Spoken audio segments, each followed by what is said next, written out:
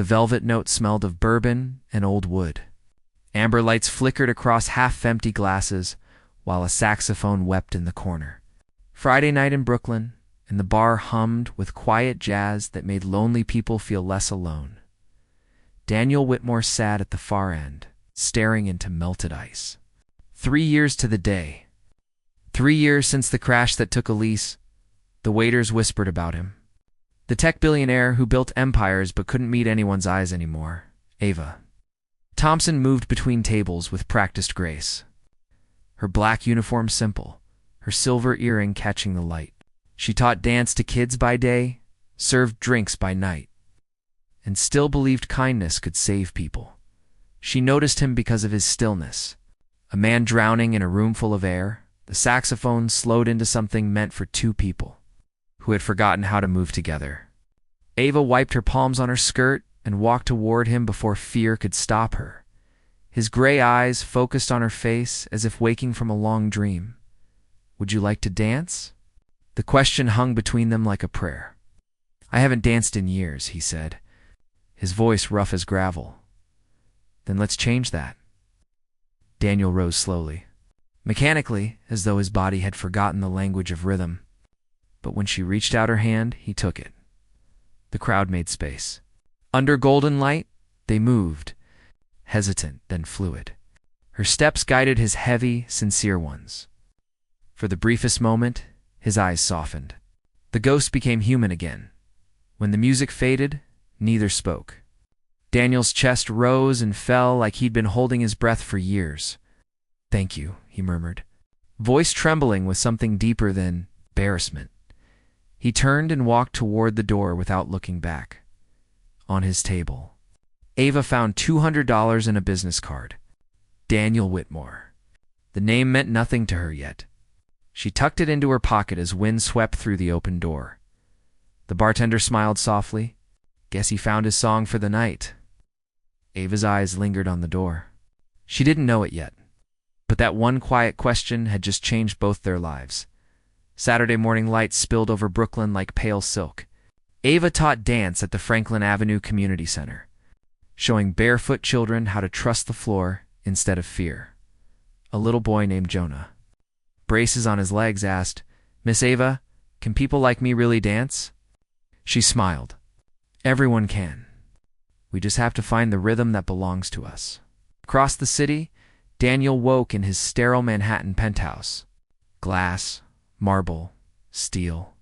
The only color came from framed photographs of Elise, laughing under summer sun. Her wedding veil caught midair by wind. He stared at his reflection in the floor-to-ceiling windows. A man who had everything except the one thing that mattered. His assistant's voice cut through the silence. "You have the Whitmore Foundation review at 11. The foundation. Ely's idea. Art programs for underprivileged kids." He hadn't attended a meeting in months. "Tell them I'll be there," Daniel said suddenly. "By noon." Ava arrived at the foundation's downtown office for her internship interview. She wore her cleanest white blouse and borrowed heels a size too big. The conference room held 3 panelists. Marjorie, the program director, smiled warmly.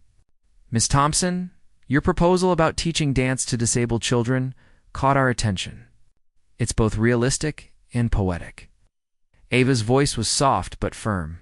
"Art shouldn't belong to privilege. It belongs to anyone with a heartbeat." The door opened. Daniel stepped in. The air shifted. Ava froze. Recognition flickered in his eyes, quick and hidden behind professional composure. "Sorry for being late," he said quietly. "Please continue," Marjorie gestured toward him. "Mr. Whitmore oversees final approvals. He's joining us today." Ava's heart stumbled.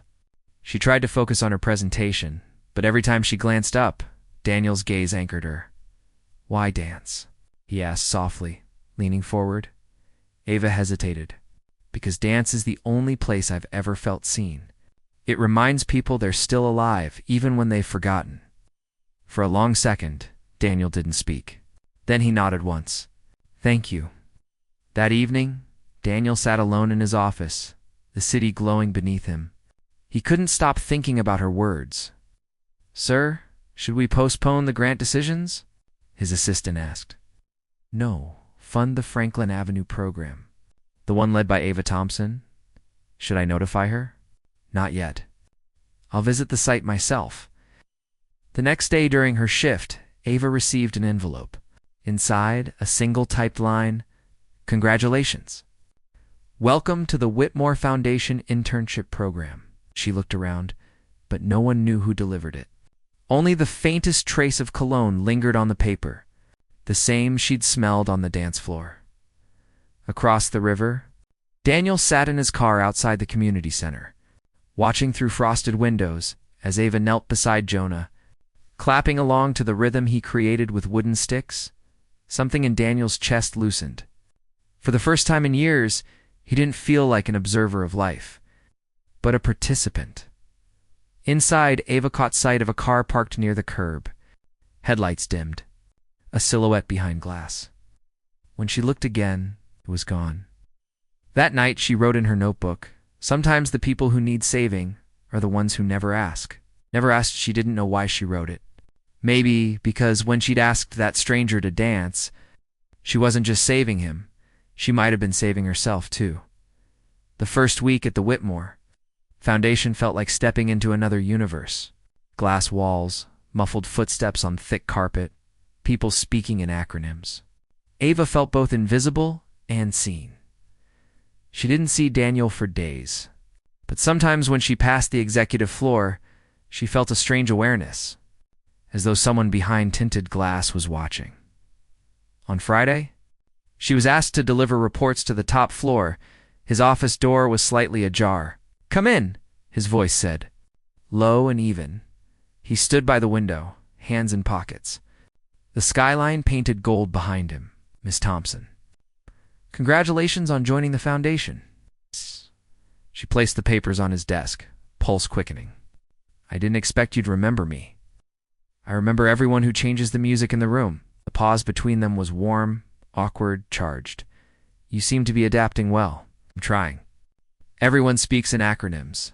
He chuckled softly, the sound startling even him. "That's true." His laughter faded. "I read your project proposal. It's beautiful, Q. It's something I believe in." "It's belief," he said, glancing out the window, "is the only thing that makes art survive money." Over the next weeks, their paths crossed more often, sometimes by accident, sometimes not. One evening, Daniel appeared at the community center during Ava's class. He stood at the back, watching Jonah spin in his braces, laughing with pure joy. After class, Ava walked over, breathless. "You came. I wanted to see what belief looked like in practice, and it's louder than I expected." Paused. "Would you have dinner with me?" "Not as your supervisor. As the man who needed a dance?" Ava's heart raced. "Yes." Dinner became late-night conversations. Conversations became stolen moments in empty hallways. They talked about loss, dreams, the weight of living when part of you had died. "Elise wanted me to keep living," Daniel said one night, voice breaking. "But I don't know how to do that without betraying her memory." Ava took his hand. "Loving someone new doesn't erase who you loved before. It just means your heart is still capable of beating." He kissed her then. Soft, desperate, terrified. But 3 months in, everything shattered. Ava arrived at work to find the executive floor in chaos. Investors, lawyers, whispered urgency. Marjorie pulled her aside, face pale. "Daniel's being investigated. Fraud allegations. They're saying he embezzled foundation funds to cover personal debts." Ava's world tilted. "That's impossible." "There's evidence, Ava. Financial transfers. His signature." That night, she confronted him in his office. "Tell me it's not true." Daniel stood by the window, shoulders rigid. "It's complicated." "Complicated? Daniel, did you steal from the foundation?" "From the kids." He turned, eyes hollow. "I moved money, yes, but not for myself." "Then for what?" "Silence, Daniel." "For you," he shouted, voice raw. "Your program was going to be cut. The board voted against it. So I transferred funds from my personal accounts through the foundation to make it look like a grant. I broke the rules to save what you built. Ava staggered back. You what? I couldn't let them destroy your dream, so you committed fraud? You risked everything? I'd risk anything for you. Tears burned her eyes. You should have told me. Would you have let me? She couldn't answer. The door burst open. Two men in suits. Mr. Whitmore, you need to come with us. Daniel didn't resist. As they led him away, he looked back at Ava one last time. Sorry, he whispered. The door closed. The office fell silent. Ava collapsed into a chair, hands shaking. The man she loved had just sacrificed everything for her, and she had no idea how to save him. The investigation consumed everything. Daniel was released on bail, but his reputation crumbled. Headlines screamed, "Tech billionaire embezzles from children's charity. The foundation froze all programs." Ava's kids lost their classes overnight. She visited Daniel at his penthouse. The lights were off. He sat in the dark, staring at nothing. They're destroying you, she whispered. I destroyed myself. His voice was empty. I thought I could bend the rules because I had good intentions. I was wrong. There has to be a way to fix this. There isn't. The evidence is real. I'm guilty, Ava. She knelt in front of him. Then I'll testify. I'll tell them it was for the program that you were trying to help. His eyes were fierce. You stay out of this. Your career, your reputation, they can't touch you. I don't care about my career. I care about you. Then care enough to let me protect you. She left that night heart-shredded. Days later, Ava was called into Marjorie's office. The older woman's face was grave. Ava, I need to ask you something, and I need the truth. Did you know about Daniel's financial manipulation? No, I swear. Did you ever ask him to fund your program directly? Never. Marjorie slid a folder across the desk. Then explain these. Inside were emails. Messages between Daniel and someone named A. Thompson discussing fund transfers, budget manipulations, covering tracks. Ava's blood ran cold. I never sent these. They came from your work email. That's impossible. She stopped her login. She'd given it to someone weeks ago when her computer crashed. Her roommate Jenna, realization hit like ice water. Jenna, who always asked about Daniel. Jenna, who worked in finance. Jenna, who had access to Ava's laptop. I need to go, Ava said, standing abruptly.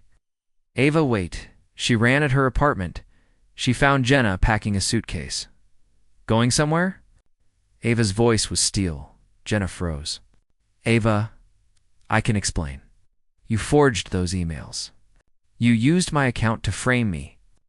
Jenna's face hardened.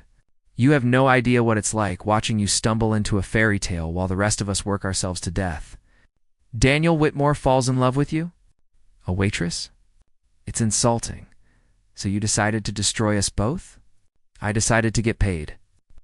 Jenna smiled coldly. A journalist offered me $50,000 for proof that Daniel's relationship with you was the motive for fraud. A corruption story sells better than a love story. Ava's fists clenched. You sold us out. I gave myself a future, something you were too naive to secure. Jenna grabbed her suitcase. Good luck explaining this to the lawyers. The door slammed. Ava stood in the wreckage of her life, betrayed by the person she'd trusted most. That night, she went to Daniel. He opened the door, surprised. Ava, you shouldn't be here. Jenna forged the emails. She set us both up. His face went pale. What? She wanted money. A journalist paid her. Daniel, I can prove it, but I need your help. For the first time in weeks, something flickered in his eyes. Hope, and we fight back, he said quietly. Together. He took her hand. Together. As she looked into his eyes, Ava realized something terrifying. Proving Jenna's betrayal meant exposing their relationship publicly. It meant risking everything she'd built. Daniel saw her hesitation. If you testify, they'll tear you apart. Your career, your reputation, everything. I know. You don't have to do this. Ava's jaw set. Yes, I do. Because loving you isn't something I'm ashamed of. He pulled her close. And for a moment, The world outside didn't exist. But the next morning, Ava received a call that changed everything. "Miss Thompson, this is Detective Maurice. We need you to come to the station. Now." Her hands shook. "Why?" "It's about Daniel Whitmore. We have new evidence. And you're a suspect." The line went dead. Ava looked at Daniel, terror in her eyes. "They think I'm involved." The interrogation room was cold, sterile. Detective Maurice slid photos across the table. Bank transfers, time stamps, Ava's signature, forged perfectly. "These show you coordinating fund transfers with Mr. Whitmore? Care to explain?" Ava's voice was steady. "Those emails are fake. My roommate forged them. That's convenient. It's the truth. Check the IP addresses. She used my laptop." Maurice leaned back. "Or you're both guilty and you're turning on each other to save yourselves." Outside, Daniel paced, waiting. His lawyer arrived, face grim. "Daniel, they're building a case against both of you. Conspiracy to commit fraud. If Ava goes down, so do you. Then I take the fall alone. What? I confess. Fully say she had no knowledge. That I manipulated her. That's career suicide.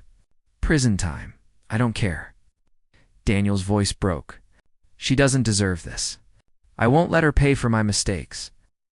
Inside the interrogation room, Ava made the same decision. "Detective, I want to make a statement. Daniel Whitmore is innocent. I manipulated the funds. I used his name without his knowledge." Maurice frowned.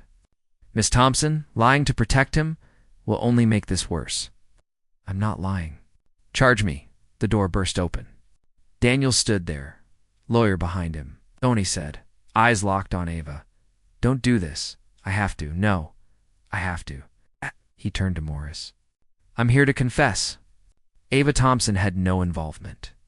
"I acted alone, Daniel." "No," Ava whispered. "Yes." He knelt in front of her, taking her hands. "You asked me once why I dance? The truth? I don't. I survive. I exist. But you made me feel alive again. And I won't let you sacrifice your life for mine." A tear streamed down her face. "I can't lose you." "You won't." "Not really. Some people leave marks that never fade." Maurice interrupted, frustrated. "Which one of you is actually guilty?" Daniel stood, voice clear. "I am, fully. I have documentation proving Ava was never involved. My lawyer has the evidence." The lawyer handed over a file. Emails, transfers, all traced back to Daniel's personal accounts, routed through shell companies. No connection to Ava except the forged messages and the fake emails. Maurice asked. "Investigate Jennifer Chen, Ava's roommate. She sold the story to a journalist. You'll find payment records." Maurice studied the documents, then looked at Ava. "You're free to go." "No, I won't leave him." Daniel turned to her, eyes soft. "Yes, you will. You'll go back to those kids. You'll teach Jonah how to dance. You'll build something beautiful. And you'll remember that loving someone means letting them save you, even when it costs them everything." He kissed her forehead gently. "Thank you for the dance, Ava." The officers led him away.